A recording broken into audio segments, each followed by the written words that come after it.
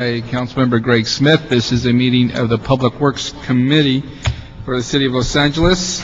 We have several items today. First, I'd like to point out the consent items. Item number 3 and 4, if we could put those on consent.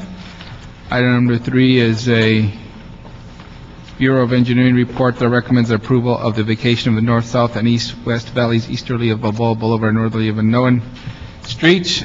Item number 4 is relative to eliminating street widening requirement for Overland Avenue between Pico Boulevard and Santa Monica Boulevard until a new community plan for West Los Angeles is adopted. So we'll put those 2 items on consent. Now, we do want to continue item number 2 for 60 days. I understand the applicant is here, and did you want to speak on the matter? The applicant? No? Yes? Okay. You're going to have another opportunity to speak on this item when it comes back, but if you want to speak today, that's just as well. I want to present this because we're preparing, since we knew that it's continuation, we want to present this as possible. Sure. Oh, that'd be great. If you could give it to this gentleman over here. This is the one who would like to say a couple of words. Sure. Did you fill out a speaker's card? I think we were just Okay. If you could go ahead and speak, you have 2 minutes, and if you could fill out the card after you speak and make sure you give it to the clerk here.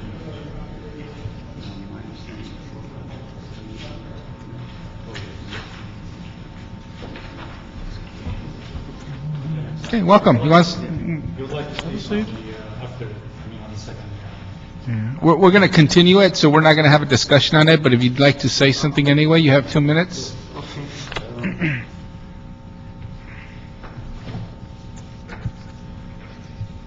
This property, has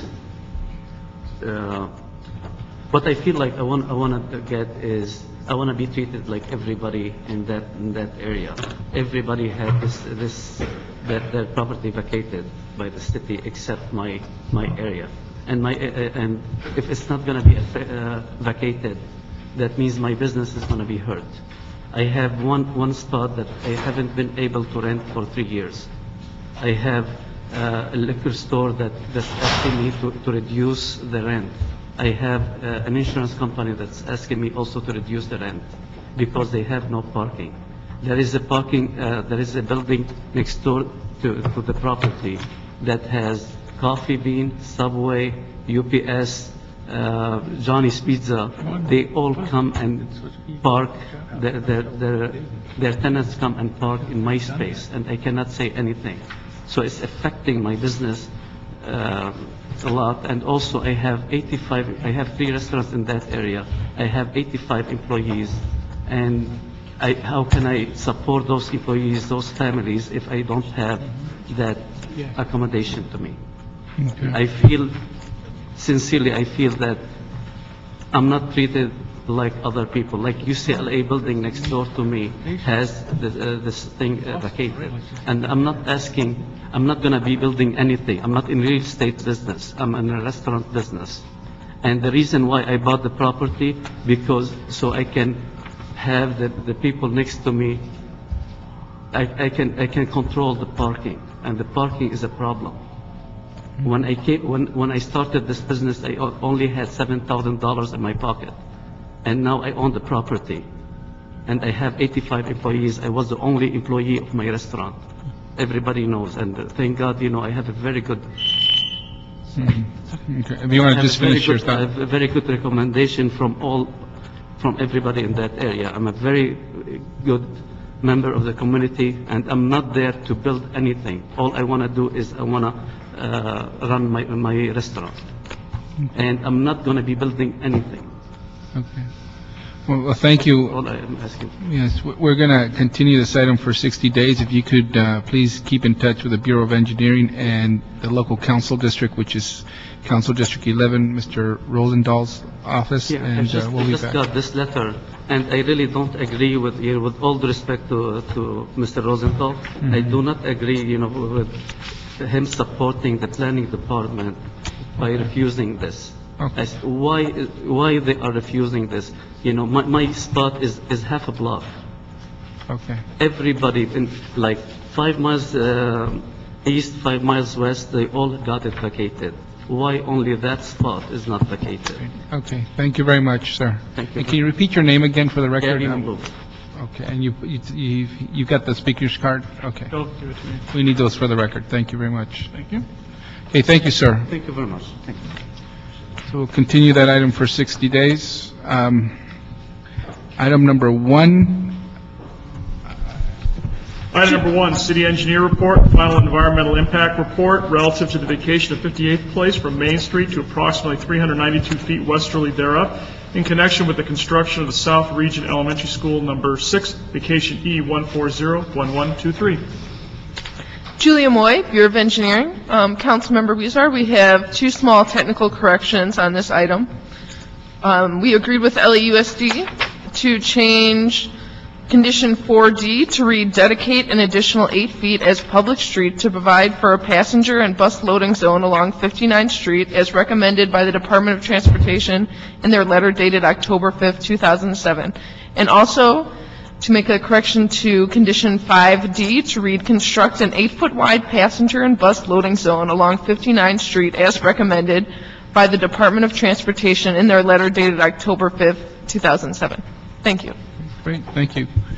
No speaking cards on this item. Speaker cards, Mr. Chair. We'll move to approve this item with the concurrence of Mr. Smith. Yep. Okay, so ordered. That brings us to item number 5.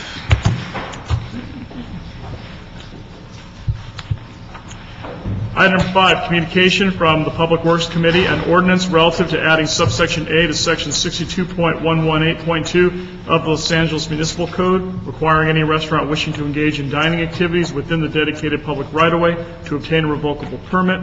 This matter was referred to the Public Works Committee by council action on August 12, 2009. I understand this item came back to committee at the request of council members that wanted to discuss this further. Is the Bureau of Engineering here or a staff member who could...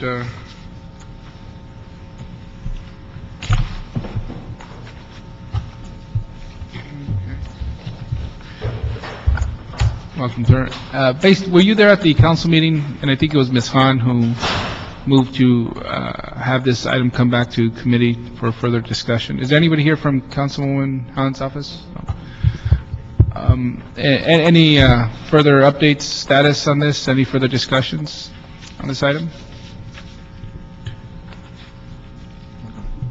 Wesley Tenagiri, Bureau of Engineering. It was sent back to Public Works Committee to discuss, I believe, the fees. So we wanted to know what type of things we should look at and what official direction to take. Okay, and we currently don't charge any fee, correct? Currently, there's an initial charge for the revocable permit itself, which goes on in perpetuity unless it's revoked. The fee that was proposed is an annual fee used, or a biannual fee every other year that would allow the Bureau of Engineering and the Bureau of Street Services to inspect and make sure the permit is in compliance. Yeah, Councilmember, maybe I can give some background. Yes. This change was generated out of a discussion both at the Board of Public Works raised by citizens who had concerns about restaurants that were expanding beyond their original permits and restaurants that were causing traffic and pedestrian hazards in the public right-of-way by not complying with their permits as well as getting their permits initially. That matter was then sent to the Public Works Committee, and it was discussed about creating a mechanism to allow an affirmative reauthorization of the permit every 2 years so that these restaurants would be inspected on a more regular basis so that it wouldn't be either by complaint or by happenstance that an inspector went by and happened to see that somebody was out of compliance, but this would require an affirmative inspection every 2 years by someone from the City of Los Angeles to ensure that the restaurants, one, were in full compliance with it, and then also to look at potentially at restaurants that might not have gone gone through the process in order to encroach into the public right-of-way. And the fees that are being charged are only fees to cover the cost recovery of that additional inspection that was being done of these restaurants on a more regular basis. Because as Wes pointed out, in essence, once we issued the permit, unless an inspector walked by and just happened to see that somebody was out of compliance when we got a complaint from a constituent, there was no further contact between that restaurant and the city. And this required an every 2-year inspection of every restaurant that had a permit in order to ensure that they were in full compliance and meeting all of the terms and conditions of the permits. And I believe the councilwoman was concerned about, and I think it's $150, Wes, is that the? A year. A year, in order to do that. And I think the councilwoman's concern at council was that that was a burden on restaurants for, $150 a year. So that was sort of the discussion that took place. But this has been evolving for a couple of years before it got to this Public Works Committee initially, who approved it and then sent it on to council. And it had been vetted at the Board of Public Works on a number of occasions with constituents coming in from the general public concerned about these issues and ensuring that restaurants were in compliance with it. And the only way for us to create an affirmative way to inspect is to collect the fees. Okay, but, so right now you have a scenario where if people complain, you go out. Correct. And you. Complaint driven. You ask them to comply. If they don't comply, then you give them a citation. Correct. What you're asking for is an increased fee so that you could have more inspectors out there and do more random. It wouldn't be random. It would actually be every 2 years. They would have to be affirmatively inspected by a member of the city to ensure that they were. Every 2 years, there would be an Correct. inspection that they're complying Correct. with okay.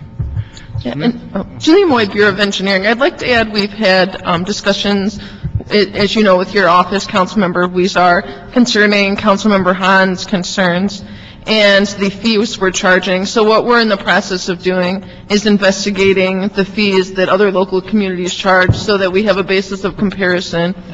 We're getting back on that information. We're also looking at 2 new options. In addition to just charging a fee, we're also looking at doing a combination of a fee and a fine for those out of compliance, so to reduce the fee, the biannual fee for those in compliance, and to punish those that are out of compliance, as well as a entirely punitive option where we would only be looking to fine those found to be out of compliance.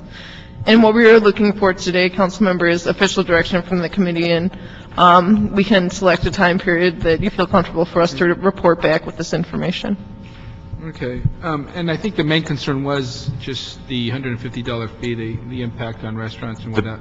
Yes, and the best I can remember, again, I was at the center table during that discussion, and it seemed to completely revolve around that she felt that was not very business friendly in the type of economic climate that we are all existing in right now, which is certainly different than anything we've seen in the past.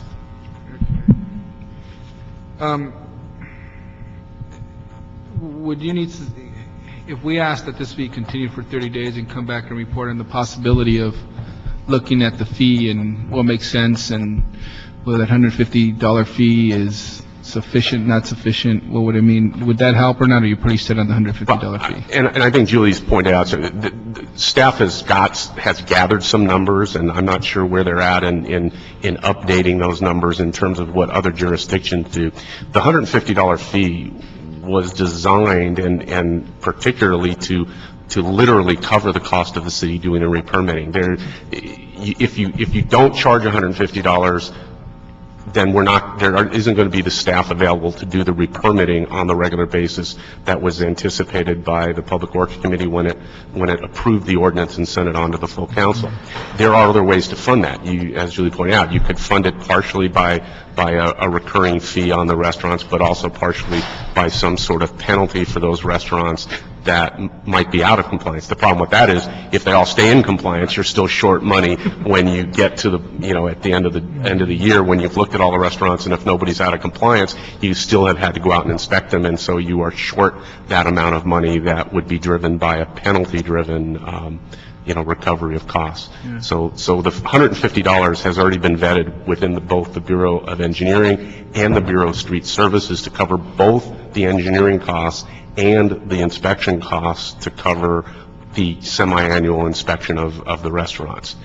Other ways to fund that is, I think, what is open to discussion. So for the citations, it's hard to predict how much revenue we will Correct. receive from the It's citations. a crapshoot whether people are in compliance or not. Yeah, I was going to suggest, first of all, LA's never been real warm to people using our streets for these purposes like Santa Monica or Pasadena is, where they have very vibrant communities that do this. And I understand Ms. Hahn's comment to a degree, and I would suggest that maybe we should rate it, the fee should be based on the size of you're looking for. If you're running a little hot dog stand that's no bigger in width than these two desks together, $150 is onerous. But if you got a very large restaurant and a very pricey neighborhood like Ventura Boulevard, $150 is chump change. I mean, they get that in tips for parking cars. So I would like to suggest... That's a whole other issue, by the way. Yeah, particularly on that boulevard, I know. But I was going to come to that next, actually, is parking. But I would suggest maybe we look at a sliding scale based on square footage, that you have 2 or 3 different fees based on the amount Yeah, of area. and square footage, maybe not square footage, but linear feet frontage. Right. My only problem with that, and we need to look at it in my office, would be the same amount of work goes into inspecting one as opposed to another, and so we need to, but certainly linear footage is a way that we define fees for street lighting and other things. So there's at least some foundation there for maybe looking at that way. And certainly I think engineering could look at that as a mechanism of And you don't have to be too fancy. You could have like 3 large, small, and medium restaurants based on that. And then the second one is parking, and obviously Ventura Boulevard, the prime example, where we have allowed some of these restaurants to expand onto the public sidewalks because they're very large sidewalks, and they have no parking to add. So you're adding 20 tables to their restaurant and no parking facilities. So is there a way to coordinate with the planning department that there has to be some sort of clearance that they meet the parking requirements for a restaurant? There would probably be, if the restaurant were coming in and just getting its permits to be a restaurant, and in addition to that, we're seeking to utilize the problem that we have, Councilman, is that most of these restaurants are existing restaurants that are deciding to now use, so it's hard to go back into the planning process. But if an existing restaurant is going to expand, it goes through the planning process. Not for use of the public right-of-way. That does not go. But what I'm saying, if a restaurant is to expand, it's going to go back through planning to get permits, and parking will be one of the issues on the square footage they're adding. So you're essentially adding square footage to the restaurant. It's on our land rather than theirs. That's the only differentiation. Correct, but they do not currently. If you are an existing restaurant, existing within the 4 walls of your footprint, if you move out onto the public right-of-way, planning has no say or interest or control over what happens. But what I'm saying is they should. Well, that'd be a whole different... Technically, that's an expansion of the facility. It's true, but historically and traditionally, they have not gone through the planning process at all. No, I'm not suggesting they go through a full process. I'm not suggesting that. I'm suggesting that you have a checkoff that just verifies that there's sufficient parking to meet the code. We have, in engineering, issued permits that include requirements for parking. So engineering does look at that along with street services relative to the issuance of the encroachment. That became a very important issue, for instance, in a restaurant that was sort of infamous in the public works arena called Toast, which was a very popular restaurant on 3rd Street, or no, Yes, 3rd Street. And there was a particularly vocal constituency there right off of that street that didn't want Toast to have their ability to do it because it was a very popular, apparently, breakfast and lunch restaurant. And so part of the requirement was of getting the revocable permit was that they go out and do it. So engineering is actually looking at parking as one of the qualities. Just put them back through a planning process because it's really hard for I don't want a full process. Yeah. It's almost like an EIR review. Exactly. It's a single-page checkoff. It meets code. Yeah. And engineering is considering... You can do that, parking. utilize their calculations, because they have a square footage calculation that says for X number of feet, you need another. You could certainly request that engineering do that in should. addressing the revocable I think they permit should, process. And I think they are to some extent Yeah, now. particularly if we're going to do, if you look at like Pasadena or Santa Monica, where you have entire blocks that this goes on. It looks great, it's great for the business environment, Right. but the detriment to the neighboring communities if there's not parking places. They are using in Pasadena in particular valet now, and they're using, and we are in And on Public Ventura Works Boulevard as well, and doing that a lot. along with DOT, looking That's at fine. the concept of trying to create a permitting process for valets now, which gets very complicated. Councilman, this is Sean Bedina, I'm with engineering also. Kind of want to add two items. First, on the discussion we had previously about the $300 biannual fee, and then about this parking situation.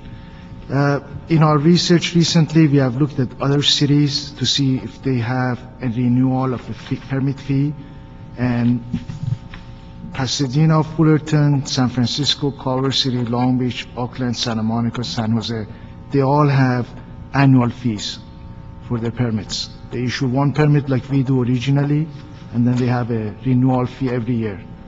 And their fee by far is greater than the $300 that just covers the cost of ours. Like, based on a 200 square foot, just an example, the fee for Pasadena will be somewhere from $400 to $1,900. For Fullerton would be $400. San Francisco is about $1,100. Culver City is about $1,000. Long Beach is about $500, and these are annual fees. One of those I can understand, $1,000 for Culver City, that's a little And these, pricey. yeah, and these are annual fees, not biannual fees. Yeah. Ours is $300 to cover the cost just Because they biannual. get the studios in Culver City. Yeah, okay. And part of the initial requirements that we issue these revocables is a liability insurance that we require them to post minimum of $1 million. And nobody really checks on these after they're issued, and they expire. So this biannual thing gives us the opportunity to check each one of these one by one when the time for renewal comes. So that's another reason we really would like to do this. Going back on the parking, as Chris was mentioning as an example, that restaurant, we have worked on a specific restaurants that have had citizen concerns brought up on them. We have worked with them individually to require and mutually agree on some sort of parking mitigation. As far as our policy, revocable permit policy is, there is really no per se parking requirement. We follow the planning and zoning and building and safety requirements. And none of those requirements in the code requires any additional parking for an outdoor dining, meaning on private property open to the sky. And our policy and the board's policy has been to follow the parking requirements in the zoning code. So per se, there is really no requirement, but again, as Chris was going over, we have diligently worked with the specific sites that have had repeated citizen concerns on them, mutually agreed to some mitigations, and we have settled the situations on those. As far as the parking requirement, it's really is in planning codes and building safety codes. It's not really, something that we have, as Public Works, have been imposing, or they are not in our codes to do. We have had meetings with planning, and it's my understanding that there is something in the pipeline, in the works, for them that are looking to categorize the city in distinguished parking zones. And these will be considered in that study by the planning department. Well, We did also have a report to Public Works Committee back in July, which kind of went over this parking situation as was requested from us. So there is a report back in July 30th that was submitted to the committee that goes over the parking concerns and the requirements and lays out, what the situation is now, and proposes. There were proposals from DOT that they would do studies, but those would cost. why do we make things so difficult? Within the planning code, there's a simple calculation on square footage per car. Just take it and replicate it in your rules, and say to the guy, you're adding 200 feet, you need another parking place. It doesn't have to be a study. We don't have to go through all this rigmarole and create work for people, because we don't have enough people now. Just take their code and copy it. I'll Xerox it for you if you want. As it is, I understand that parking is a concern at specific areas, especially at specific areas, like Robertson, Melrose, 3rd Street. Adding more requirements to parking requirements which are for outdoor dining or non-existent right now would just eliminate the sidewalk dining. You don't need to do that, though. No, we don't. I We mean, don't want right you- now, there is no requirement, and there is parking problems. And that's what I've been trying to say for the last 15 minutes. We need a requirement. It's not that difficult. Just copy the planning code and say, if you want to do this, it costs you $300 every other year, and add a parking place or two, whatever it's required. That's all. And, but an issue that was being raised is that there's some storefronts in older neighborhoods that it's difficult to open up restaurants or businesses because insufficient parking. Was that what you're Yeah. getting to? Right. And so we asked them to do one more parking Right. spot. If you want to do outdoor eating, that might make it even more difficult. But then again, if you do want more patrons, you're probably going to park. you're going to have complaints from your neighbors. Yeah, yeah. They're going to park it. Why don't we do this? Let's, after hearing that other cities charge even higher fees, much higher fees, 2-3 times more, I'm fairly okay with this, because we do need to inspect this, and sometimes I do think that we're going to find more restaurants out of compliance than we think there are. But if we could come back in 30 days with a review, and we're not saying we're going to support these, we just want an analysis to see if we could go in that direction. One is the idea Mr. Smith raised on the sliding scale based on linear footage, just to take a look at that. Second is, if we increase citations, can we lower the fee?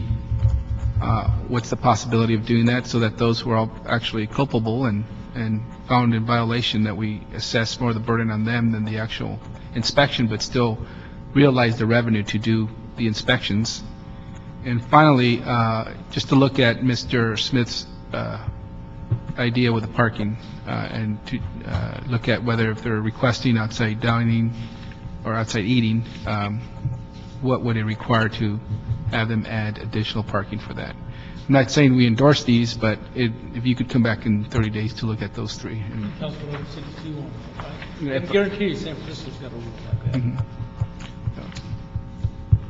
that. We'll check on it, but I know, like, city of Fullerton, they have a downtown area that they have no requirements. They have built parking structures in areas that Right. the city has, in areas that they realize that they are lacking, enough parking spaces. And some of these cities, the parking is free for the first 90 minutes, and then there's a charge to it. Yeah. But, we'll do studies in I've some of been these to cities. Fullerton, I've seen it, they got nice parking lots down there. Conversely, I've been to Pasadena where they didn't do that, and now they're going back saying, what are we doing here? Because now Green Avenue is just a total disaster area. Fair Oaks and the other streets, you can't find a place for a half a mile, and the restaurants are dying, some of them, because it's hard to keep them. So I think we need to just be proactive up front and say that, look at it, see what other cities do. That's what I'm asking. You don't shop in L.A., Mr. Smith? If the Bruins would move back to L.A., or even Pasadena. Except once a year we're going to the Rose Bowl. Wait a minute, SC was looking at the Rose Bowl too. Okay, we'll continue that for 30 days. 30 days is sufficient, I think, right, to look at those items. Thank you. We'll continue this for 30 days with those report backs. Thank you. Next item number 6. Item number 6, motion, Weezer, Lavange, Han, relative to instructing the Bureau of Street Lighting to report on creating a strategy to engage the public and how they can help the city catch vandals who are stealing underground copper wires from city light pole boxes, and the feasibility of using aluminum wires in areas prone to theft. Some of the departments here. There you are.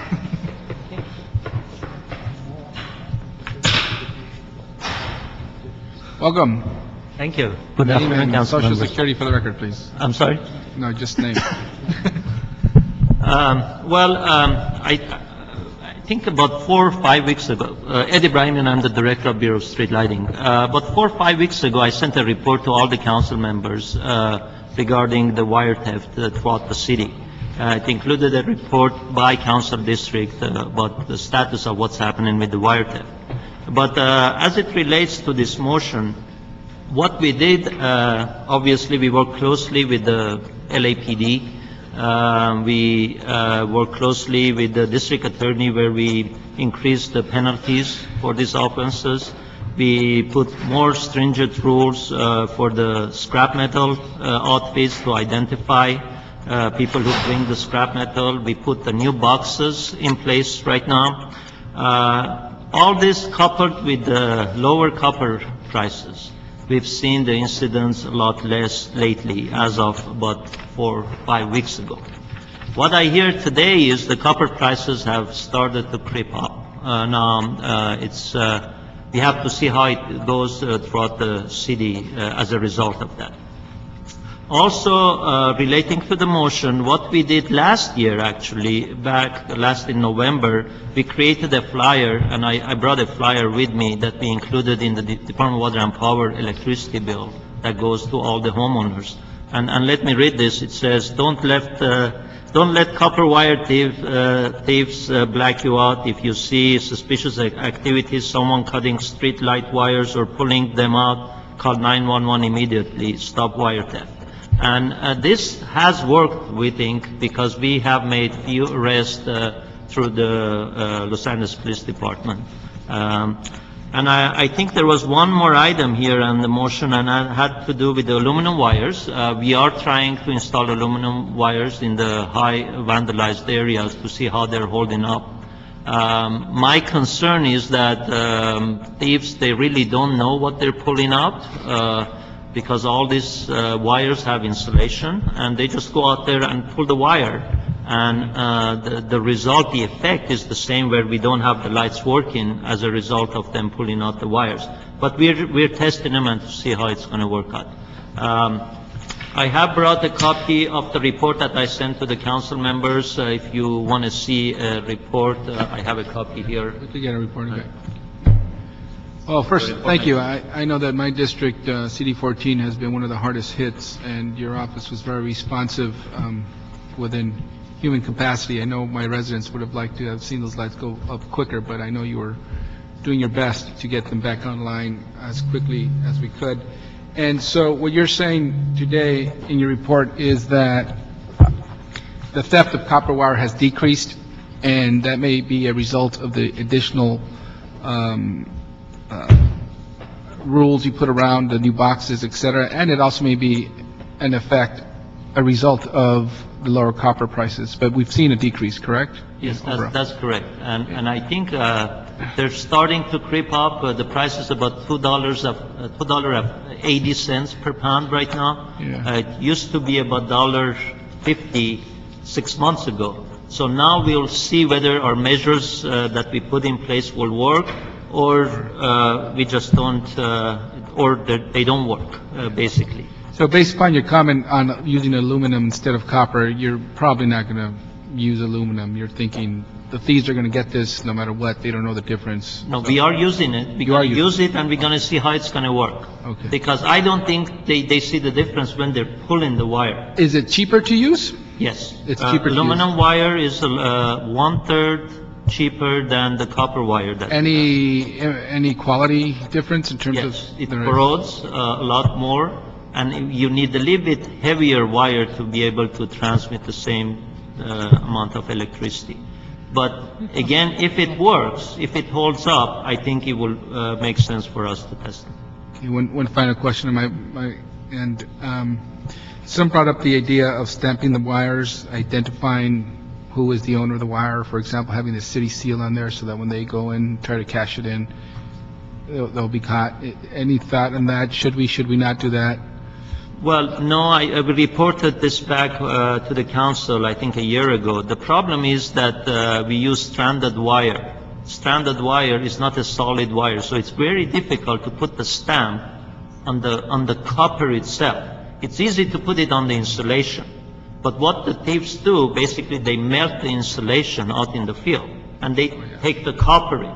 So even if we put, and also there's a cost involved with it to put that LACD seal on it.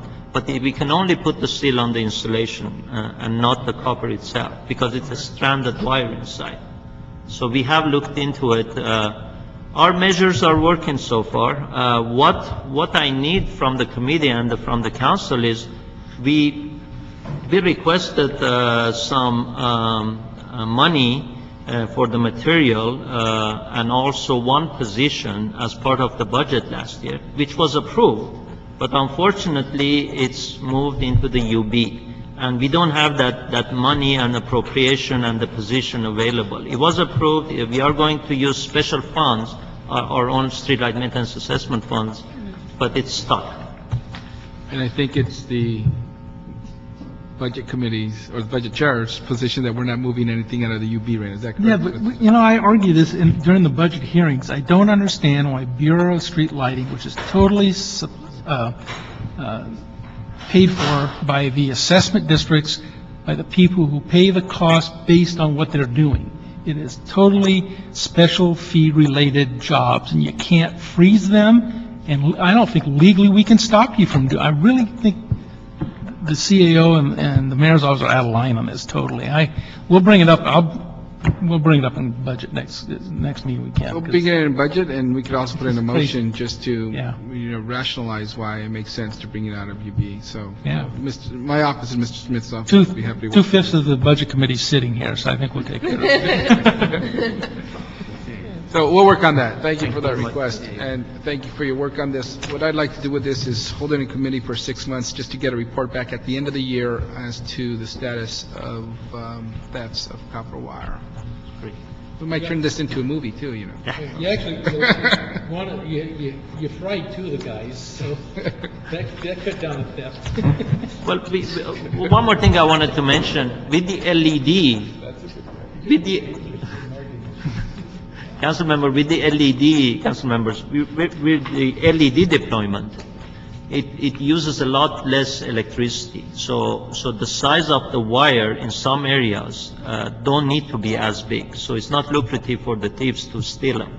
Like the 6th Street Bridge, we changed it to LED. Now we don't need that heavy wires anymore. So I think as we go through the LED deployment, we are changing our specification for the new wire installation. So that's something that hopefully will help down the road, if not today. Okay. Thank you very much. Thank you. And see you in 6 months. Next item. That would be item number 7, motion Weezer Alarcon relative to implementing a 1-year pilot program to open the public parking lot on Chicago Street just south of Cesar Chavez Avenue on weekend nights after 7 p.m. for local street vendors and related matters. Thank you. Well, this motion was brought forth out of a concern of over-concentration of street vendors in a particular street near Cesar Chavez in my district, and we're hoping to be able to move them to a city location after they get proper permits and licensing so that we are able to continue providing a place for people to go get some of the wares that they get from there so long as they're legal, but at the same time clearing up the overconcentration problem where we have open flames that poses dangers, not only health, but also could possibly cause fires in the neighborhood. So this motion is a way of possibly dealing with that overconcentration of street vending. I do have a question. Somebody here from the department that could answer the question? Here he is. There he is. The man, the legend. The legend. Are you a legend? Not quite. Not quite. Humble The legend. man. So, just what have we anticipated what the staffing costs to city departments would be to support this pilot program? Gary Harrison on behalf of the Bureau of Street Services. For the enforcement aspect of this, we anticipate that we would need a deployment of street services investigators to mitigate the issues with competition from the illegal vendors. Obviously, for this to work, we need to make the zone free of competition from illegal vendors. It's one of the challenges that we faced previously with the other vending districts that the city had. One of the reasons that they failed to work as planned was that there was no staffing provided to keep the illegal vendors from competing directly with the legal vendors. We have not created a number yet. We are working with your office. We will be providing a preliminary budget to show exactly what we think it will take based on the hours of operation and based on the size of the area that will be determined to be an illegal vending-free zone to support the market. Okay. And how long do you think it'll take, let's say we all agree on the numbers and the money, et cetera, how long do you think it'll take to launch something like this on your end? We would propose that we have 90 days just to prepare the report and work with the other departments to make sure that we have all of the mechanics in place, and also obviously with County Health, Los Angeles Police Department, and others who would be involved in the enforcement. That's to prepare the report or to actually launch the initiative, 90 days? That would be to come back with a report and the ability to be ready to operate if we can have the resources that we would be asking for. Yeah. Okay. Why don't we do this? Why don't we do 60 days? And we'll come back and hopefully have a report ready on these items as listed in the motion. And I think my staff may also have some additional questions between now and then. And if we could work those out, come back with a report to committee and then get ready to launch this initiative. I think it'll be helpful all along, not only to clear up some of the dangers I mentioned, but also to help some of the local businesses who are losing their ability to conduct a business when they're paying their license fees and everything else. So we'll come back in 60 days with a report. Is that okay? We will be back in 60 days. Thank you very much. And one other final point on this is just it's in the long term, I think the city needs to get a better handle on how we work with the county to address illegal vending. The county tells us that as we are under budgeted, and it's very difficult for us to get their personnel to go out with our police officers and our personnel to go out and monitor these areas. They tell us that because it's a health issue, we need the county out there, and they're very limited in their time. So I think for the long term, the city has to figure out a way how we can actually go out there and do it ourselves. When we have problematic areas, we have to wait upon the county sometimes to be of assistance. So it's another issue we'd like to hopefully discuss in further detail with you. Mr. Smith? I think you got it. All right. Thank you very much.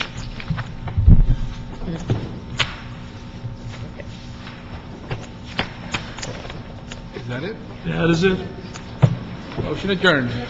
Meeting adjourned.